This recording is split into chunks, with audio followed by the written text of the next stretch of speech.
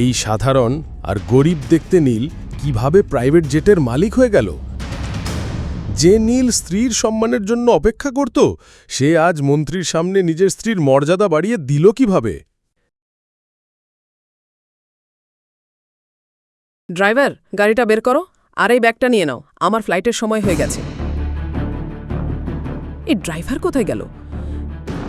নীলকেও সকাল থেকে কোথাও দেখা যাচ্ছে না। কাজের সময় সবাই হাওয়া হয়ে যায়। যদি আজ দিল্লি ফ্লাইট মিস করি তাহলে মন্ত্রীর সঙ্গে মিটিংটা আর হবে না, আর সরকারের সবচেয়ে বড় প্রজেক্টটাও হাতছাড়া হয়ে যাবে। ড্রাইভারের মা অসুস্থ, তাই ও যেতে পারবে না। আমি গাড়ি চালিয়ে তোমাকে এয়ারপোর্টে পৌঁছে দেব। কাজের সময় সবার অজুহাত মনে পড়ে। চলো